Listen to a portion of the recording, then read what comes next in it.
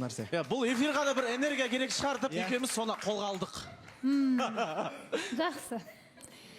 Көрейік енді. Біз әрі қарай жалғастырайық, құрметті көрермен.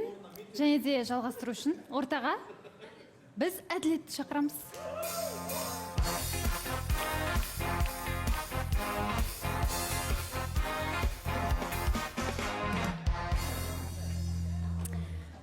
Әділет, қалайсыз, жақсысыз ба? Енді пропосы чупакар росыста просы. Деп қайта қоймасаң.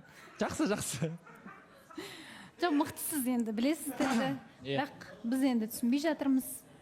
Өзіңіз кешегі ситуациядан кейін шыны керек эфир соңы түсініксіз, аяқсыз аяқталып қалды. Себебі сіздің үміткеріңіз болған еді, шымылдық ашылып, үміткер келді сізге.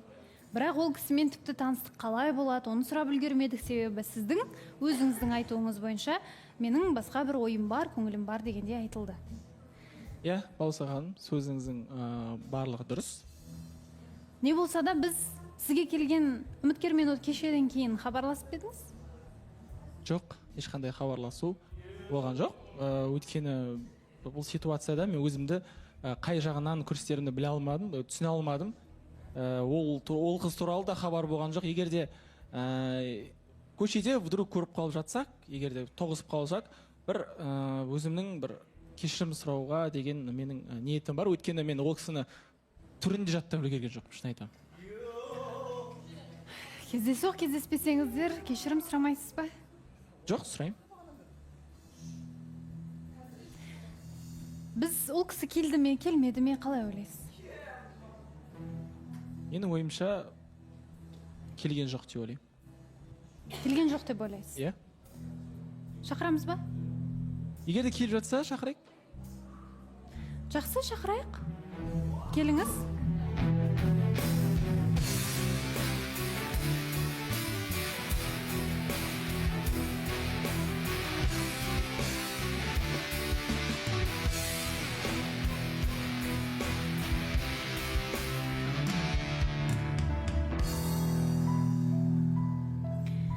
Сізді таңдап келген, көздері жанып тұрған сондай сұлу, сүйкімді қыз бүгін келмеді. Ренжіп қалған шығар сізге. Кез келген қыз баласы ренжитіндей қылық болды кеше. Эфирге шешім қабылдап, адам құрбыларымен, отбасымен ақылдасып, қадам жасап, күш жинап келген кезде қыз баласы. Жауап осындай. Ал? Сіз тыңдап тұрмыз. Иә, сұрақтарыңызды қоя берсеңіз болады. Мен енді қай жерінен бастарымды білмей отырмын негізі. Әділет, сіз негізі осы кеше шымылдық жабылғаннан кейін мен сізді шақырдым. Осы жерде сұралды, әңгіме болды. Сіз дайын емессіз бе? Үміткер қабылдауға деген сияқты. Неге таңғалып қалдыңыз? Әлде біреуді күттіңіз бе деген сияқты. Ол кездегі реакция қандай болды? Иә, Балауса ханым, андай болды ғой. Шынымен де жасырып не керек? Қанша не болды?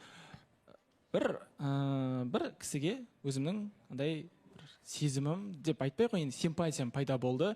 Бірақ та мен аяқ асты олай болады деп ойлаған жоқпын. Шынымен де көп.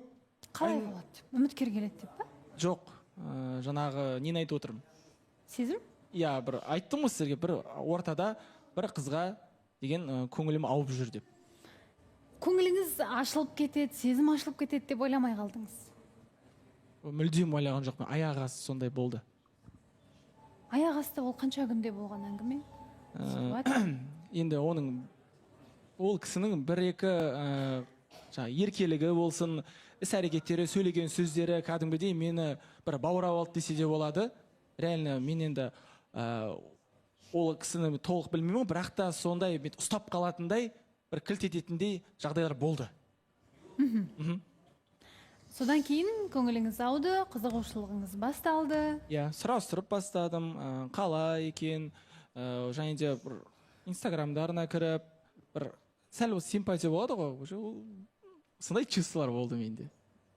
Ішіндегі көбелектер жыбырлап жаңа жерде.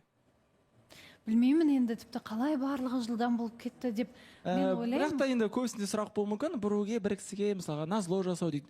Мен айтып отырмын, реально ондай менде бір қызық болды да, резко енді тұрақсыз деген сөз емес бұл. Бірақ та жүректі бір кілт еткізетіндей адам сіздер қалай ойлайсыздар? Барлығы жылдам, тез өзгеріп жатыр. Әлде солай болу керек па? Мен де түсінбей тұрған, Әлішер. Иә, негізі білмеймін, мен шыны керек жалпы әділет осы жобаға келгелі вообще әділетті түсіне алмай жүрмін ше. Не былай емес. Өйткені басынан бастап Мариямнан басталған кез болды мысалы. Сол кезде тоже келді да Айгүлге кетті мысалы. Екеуі таныстық, одан кейін келді, Айгүл деп жүрді. Вроде Айгүл деп жүрген моментте бұда шынымен де көздегі жалынды байқадық та шынымен де. Мен ойладым сол кезде бір до конца күреседі ау деген сияқты қылып.